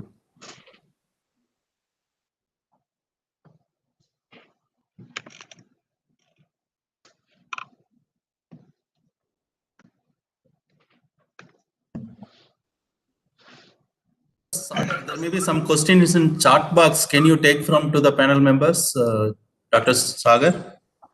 Yes, sir. We have like a couple of questions regarding the mushroom cultivation, which requires spawn production technology. So, do you facilitate in Bangalore, as he is looking to set up a unit in Bangalore? This would be a question for Dr. Satish, I guess. Kindly take only relevant question. No other things we can answer later on. Only try to take only relevant to these three speakers we can take. Dr. Sagar. Hello. Hello. Yeah. Bharat Singh, there is a question from Bharat Singh, I think. Yeah, carry on. Yeah. So my question is to Bindu. Ms. Bindu, as you mentioned that the eligibility criteria for an entrepreneur is that he should have, or he or she should have, the relevant team as well, the expert team along with them to get incubated. But considering if we do not have an relevant team strength in terms of the different expertise, then is there any scope for getting mentorship support from IKP to set up an IT based e-commerce based startup platform? Right. So Bharat, right? Yeah. So Bharat, I'll tell you two things. If you're applying for a BIG grant, an individual can also apply for that grant. So you need not have the entire team for it. But when your product is ready for, let's say, they are going to check for scalability or deployment. That is when they check whether you have your business guy on your team or not. So you need a full team, because they need to see whether this idea or this product, if they are going to fund, whether it's going to lead to a successful outcome or not. For that, that is one of the components. For mentorship, as what you had asked, yes, please write to us and we will connect you to the right people. Absolutely. Thank you. Hello. Hello, sir. My question is to Dr. Satish. Sir, I'm working in field applications of hyperspectral imaging. So, is there any facility in any of our institutes which can provide me hands-on experience with it? Because I'm thinking of integrating hyperspectral sensors into my mobile cameras. So, I need some hands-on experience with available HSI technology. I'll be using this in food grading. Can you please elaborate on that?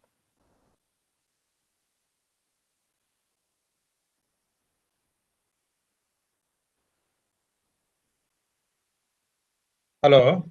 Hello. Hello. Yeah. So, are you looking for a mobile application or what is that? Yes, sir. I've started with digital image processing, but then for the chemical analysis of the product, I'll be doing hyperspectral imaging. But since the Okay. equipment are like very, very costly, like hyperspectral cameras cost more than 15-20 lakhs. Okay. So there are some workarounds, some research institutes in Scandinavian countries who are working on hyperspectral sensors which can be attached with mobile cameras. So I'm Okay. thinking of taking this technology and then implementing it in my mobile application, Okay. which will be used for chemical analysis of the product in field applications.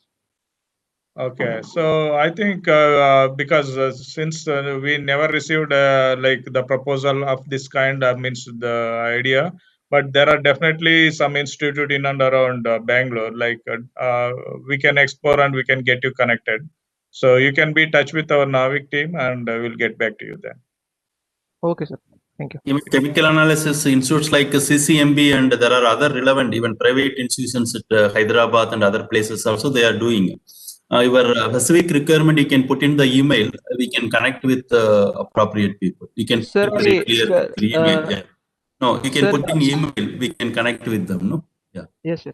Yes, sir. I understand we are not taking even our 4 partners, those 3 partners, those who are talking, or we are not taking these type of chemical analysis or related things. We may take relevant. John, you want to add anything? We may give the correct connect to you, and we can try to find out. Okay. Yeah. Okay. Thank you. Hello. Hello. Yes, go on, madam. We are hearing. Yes. Yeah. Good afternoon, sir. Sir, I have a question for Dr. Satish. Sir, actually, the fishers in Kashmir Valley, I mean, the youth of fishing community in Kashmir Valley, they are losing interest in fisheries. I'm basically working in Faculty of Fisheries in Squastke.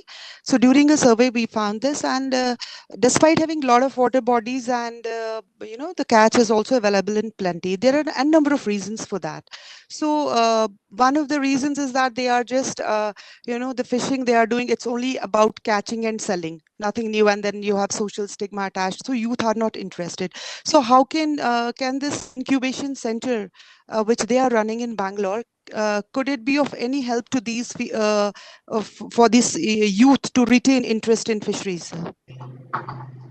Yeah, like the regular fisheries activities, I think the incubation is to promote the innovation in any of the sector, agriculture and allied sector. It just only the fishery farming or fish farming is the routine thing, as the traditional fish farming. Then there are a number of ICR Institute, even the cold water fisheries, which is located in Bhimtal. They will be able to guide in the promoting the nurturing of your entrepreneur activity, which is a traditional way. But if you are having something is the innovativeness and you want to get incubated and do it, Sir, you are we most have welcome that. We to. have that, sir.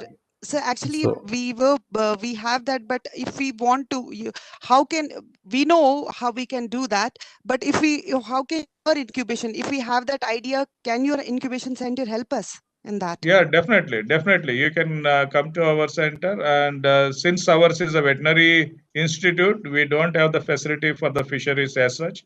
But definitely, like we will be in touch with the fisheries institute, which are there in Chennai and Kochi, and even the Esarghatta that is located in Bangalore.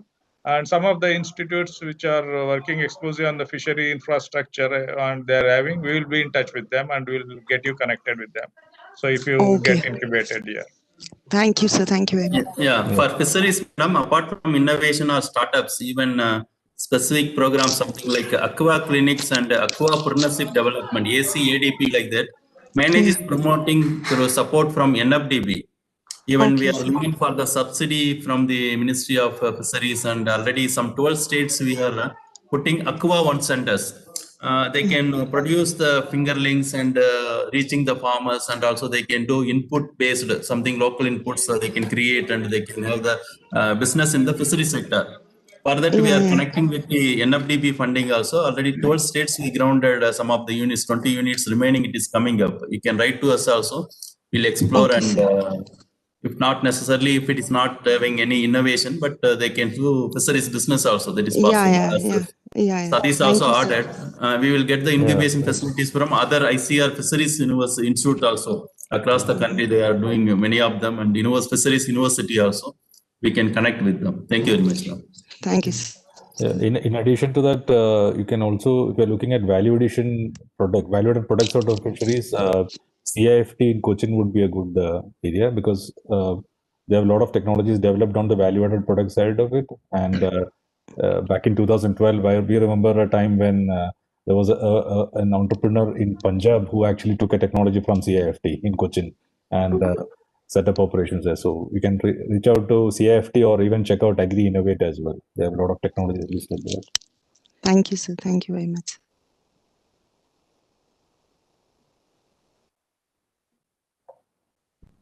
Hello, am I audible? Yes, go ahead. Yeah. This is Abhinav Day from Bangalore. We were looking to collect needs assessment and problem statements from the agricultural labor cultivation from point of view, like the agricultural labor or daily wage workers, or primarily women who go from farm to farm providing their services. We are looking at those sort of challenges which they face and trying to use automation to solve it, but we are not able to find any one place where we can get regional based problem statement that these are the problems that they face, and the level of detail that we can get to, like one can spend 10 years in a village to try to understand the problem, but how do we sort of understand the different problem statements and collect the different problem statements at scale, like all throughout India according to the different crop types? We're primarily looking only at cultivation. But that's thanks for that query. That's actually an interesting one. But we would say, a country like ours with so many agroclimatic conditions and multiple crops, heterogeneity of crops for that matter, I think you will not. The problem statements are pretty. There are common set of problem statements that we generally come out with. But if you're trying to find uniqueness and challenging areas, we suggest that you go to farming communities nearby, or go to FPOs, farmer producer organizations, etc., where you can actually meet a group of farmers together and then try to understand and identify pain points. Talking to civil society organizations or NGOs working on ground can also help. And the problem areas that you want to highlight, you might not be able to classify it all together, saying that this is a statement which is common across the country. And we need to look at a host of other issues also comes up when we're trying to talk about farm labor management, and then trying to bring in women into helping them improve their livelihood. What are the societal challenges that are there? So all of these would come into the consideration when you want to develop a product or a service that you want to offer. A word of caution when you talk about automation. if it involves displacing laborers, then you need to have a solution for that as well. Thank you. And I had another question that any of the incubation centers speakers, if you are interested in exploring this problem of collecting the problem statements further, whom can I mail in order to proceed on this? I mean, all incubation centers. The Agri incubation centers, all of them have a database of startups who are already working or have a network of partners, civil society organizations, FPCs, community organizations, or agencies. So the best way of doing that would be to reach out to incubation centers and work with them in developing your, the way you want to collect the data, and then going to the field. So think about incubation centers as enablers, putting you, in connect with the thing, speeding up the process of getting such kind of data done, and then putting it together and making what you call a use case, where you can say that, okay, this is the set of problems that we want to tackle, and from this is my intended solution or the product that I can make out of it, and then I can work on that. So you can write to any three of us, or anybody in the Raftar network or the NAF network. All these incubation centers are spread across the country. So you can start with one geography, one territory, and then we tend to find this issue pretty common with startups also, that they want to cover 5 states at one go. That kind of never works. We would rather that you focus on one particular crop, one particular state, grow, build up your business model case, get more traction on ground, and then start scaling up. Don't worry, there is enough funding. There is enough funding. A lot more funding is going to come. A lot of interest generated in the agri space. So don't worry on missing out on funding for scaling. But as long as you test it properly in one area, you will be able to slowly scale up to the next one. Sure. And if we are not incubated with any of the incubation centers here, can you still help us in doing that? Like collecting the problem statements? Problem statements, etc., comes from interacting with your customers. And we won't do that. We can take you to them. We won't give you a problem statement saying, we can give you indications of what could be problem statements, but that might not be the right approach to actually, jumpstart your startup idea, right? So we will work with you in developing problem state. How do we collect the problem statement, etc., is an operational part of it. But what could be the problem statements? Those things we can work out. Yes. And the incubation process is different for different incubators, but mainly involves what is the kind of problem that you're trying to solve. So to reach there, it's like a pre-incubation stage, so to say. Yes. So you can reach out to any of us. Sure. Thank you. Thanks.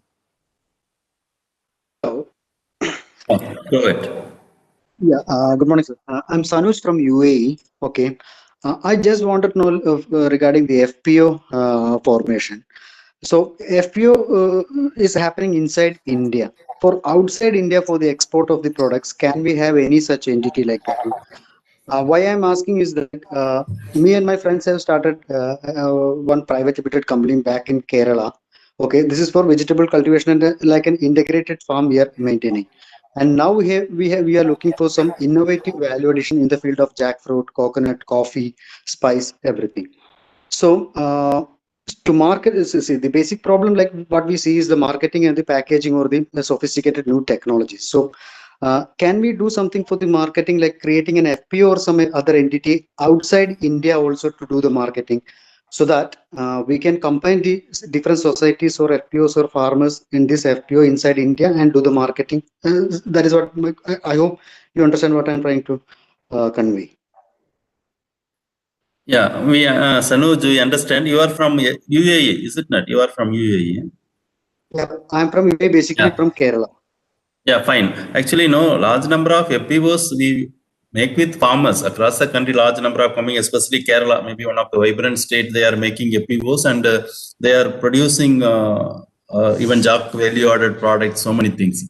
But the thing is, it's government of India or we as a knowledge incubation centers across the country, we may not able to set up or help some farmer producer organization or something like outside the country actually. But you can have always connect with. only with farmers. I'm talking about for the marketing purpose. Anybody? That is the first. Yeah, fine. Yeah, marketing. There are separate agencies like EPIDA, like that. Fisheries, no, they are connecting the people and they are putting it. But as a organizations, even we are under the Ministry of Agriculture, Farmers Welfare, we may not be able to form some other company or some farms in across outside the country. But certainly you can connect with the farmer producer organizations in India. For example, Kerala itself, Kerala Agriculture University, there is RABI, our RKV Raptar Incubation Center. They are doing excellent work with processing of produce, and also they are putting packing and branding, and they are trying to. I'm keeping in touch with them, and I already attended all the classes, and we have started a private limited company back in India.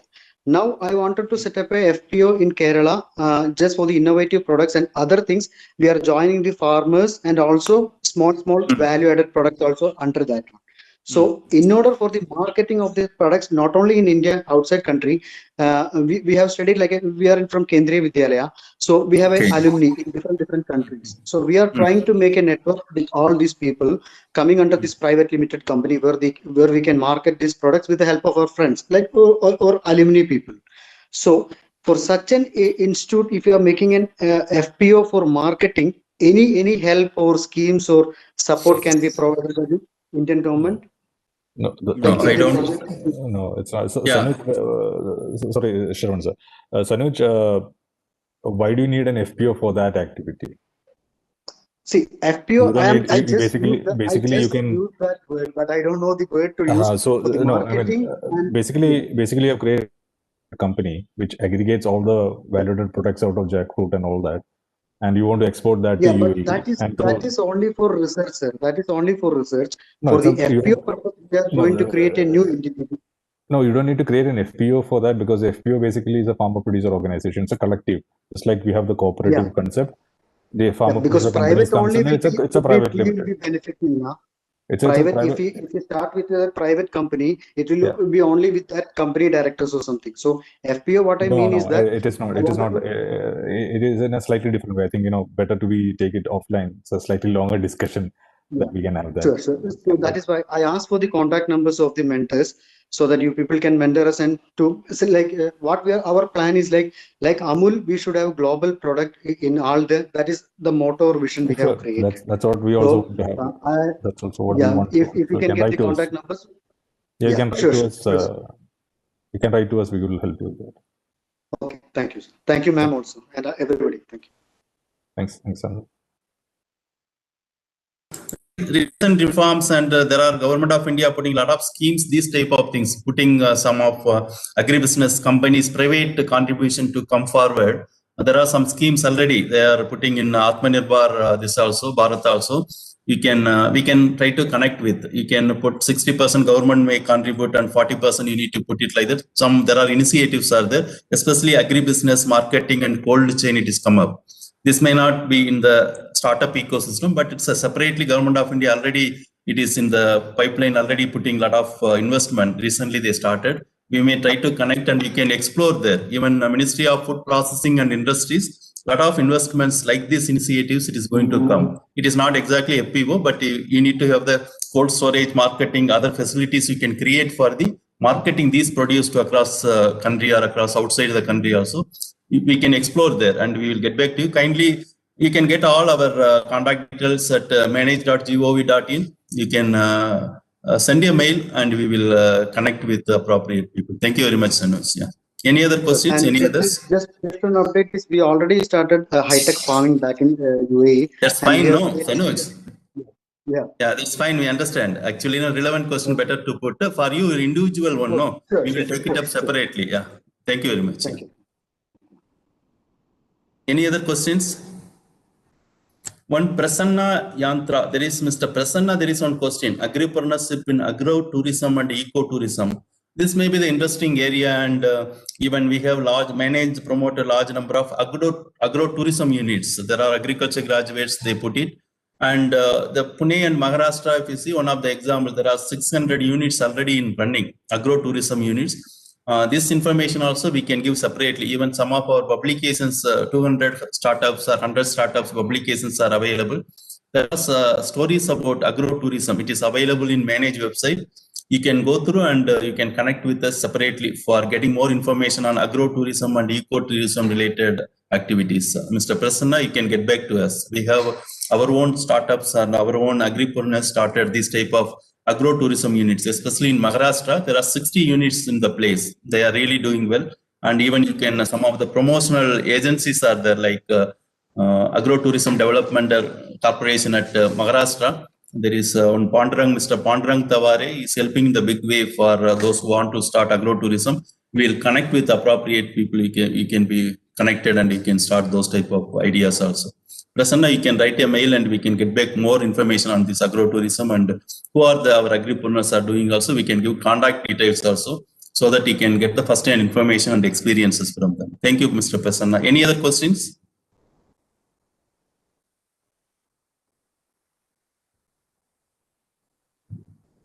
Anybody? There was one. So primarily agri incubation centers are looking at farmers as customers or empowering farmers. But are there any institutes which are looking at agricultural laborers rather than the farmers? From Dr. Rizwana? Yes, sir. Yes, sir. Agricultural labors, I don't think so. This incubation ecosystem we are taking about anything related to, but we are doing large number of rural youth or those who are laborers to develop their own skills, like something like developing some skills and trying to put them in some skilled jobs instead of simply doing agricultural labors and generic jobs. And we are trying to identify across the country there is rural youth or somebody they are already in the agriculture labor space, whether we can make them as a skilled persons so that they can get the better employment, other opportunities like that. Skill related activities across the country we are doing. Skilling of rural youth, other things. There is a Ministry of Agriculture, there is a separate scheme also is there. And any other specific requirement you can write to us, and even we are taking up very specific entrepreneurship activities for the rural women and others. They may be laborers, anybody. Generally we call rural men and women, anybody, youth or women or whether laborers or farmers, it is no matters for us. But they want to take up any agribusiness activities. We are taking up with the UNDP DISA project and also some NGO partners like ALC. We are taking the big way now. Earlier we did it in Maharashtra and Telangana we started. Now we are going Orissa, UP and different states we are going. Even though we are concentrating on women laborers, includes women labor or farmers, whatever it may be. And if you give a specific requirement, we try to connect with others also. Thank you, Dr. Rizwana. Yeah. Sir, good afternoon, sir. Good afternoon, sir. Yeah, good afternoon. Sir, good afternoon, sir. Yeah, good afternoon, sir. Go ahead, sir. I am Om Guru from UET, Unique Education Center. Sir, you can set the Aqua Clinic in Tamil Nadu, sir. Yeah, the Aqua Clinic Tamil Nadu also some 7 centers we put it already. There are 4 of them are in operational. Some part of near Kadalur there is 1 person and there are another 3-4 people. We will give information. Aqua Clinics we already grounded some 4 or 6 centers in Tamil Nadu also. Okay, sir. We can get the training. What is the eligibility, sir? No, this training eligibility is a fishery graduate or allied graduates, like something like zoology graduates. Fisheries are zoology graduates, but you are the fisheries already doing, you are doing well, and it is then through NFDP we are also getting somebody already doing fisheries related. For them also we are making them eligible. Those who are doing fisheries, maybe farmers many years doing, and minimum literacy they can undergo this training, we will take it. The training is conducted by the fisheries universities and ICR institutes, those who are in fisheries subject, very specialized institute. This is a 28 days professional skill training program across the country we are taking up. Due to COVID this year, still we are not started. We are planning to start shortly, maybe online, then we'll go for the practical things separately. Thank you very much. Sir, botany aligned with zoology students are eligible. Yeah, botany, zoology also eligible. Diploma in fisheries, diploma in fishery graduates all are eligible. Agriculture and allied sector graduate also eligible. Yeah. Oh, okay. Thank you, sir. Okay, thank you. Any other question to the panel members? Any other questions? Good afternoon, sir. Hello. Yeah, good afternoon, ma'am. Can I speak in Hindi? बात कर लिए ma'am, कर लिए. Okay. Sir, actually मैं PhD scholar हूँ FMP farm power machinery agriculture engineering में and मैं research topic है रिसर्च करना चाह रही हूँ प्रिसीजन एग्रीकल्चर में रिमोट सेंसिंग से जो डेटा लेते हैं उसमें जो वेदर ये क्रॉप डिस्क्रिमिनेशन होता है या क्रॉप क्वांटिटी कितनी है या यील्ड एस्टिमेशन है, ये सब करना है मुझे. तो इसके लिए क्या ट्रेनिंग सेंटर या कुछ और स्टार्टअप वगैरह होता है क्या sir? Yeah, precision agriculture, even John can add. There are a lot of startups. Large number of startups are already working on precision agriculture related, which area you are talking, and you can tell very specific what is your issue and what problem you are trying to solve. Accordingly, we can connect, whether it's water, soil, or related crop related. Large number of startups are working on it. John, anything you want to add? Sir, Yes. okay. Yeah, sure. I mean, we do encourage PhD students as well as BSc Agri graduates or other segments as well. If they are interested, B school students, if they are interested in doing internship or connecting with startups, we will be happy to facilitate that connection. So for in your case, talking about your PhD requirements, you would like to talk to some of our startups or work with them in which can also help the startup as well in making more meaningful correlation between the data that they collect. That will be interesting for both parties. So you can write to us, we can connect it. So how can possible, sir? How can we connect? No, you can write an email to the contact details that are there on our presentations, and we can take it up from there. Okay, sir. Actually, I'm from Chhattisgarh, and I want to in this field, working in this field, and yeah, I mean, we can connect you to the startups, and you can how to engage with them.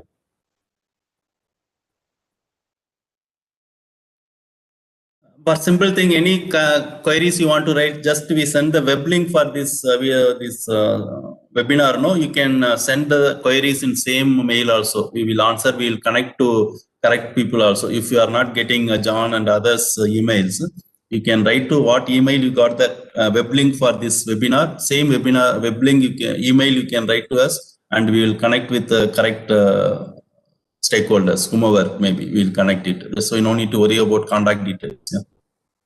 Any other questions? Kausik, whether if no question means can we close and? Yes, sir. Thank you and all the audience, speakers, everyone. On behalf of Team Manage CIA, I want to thank all the speakers for the thought-provoking sessions, and we shall meet you back on November 28, 2020 on the topic Raising Angel or Institutional Funding for Agri-Startups through the lenses of Angel Investor. Thank you.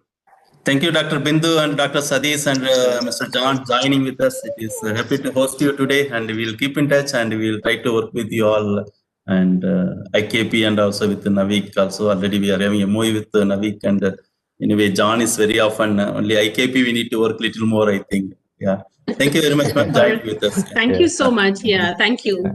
Nice to see you again, Dr. Raj. We'll be in touch. Thank you. Thank you. Thank you very much, sir. Thank you very much, sir. Thank you. Bye bye. Thank you. Thank you. Bye bye. Bye bye.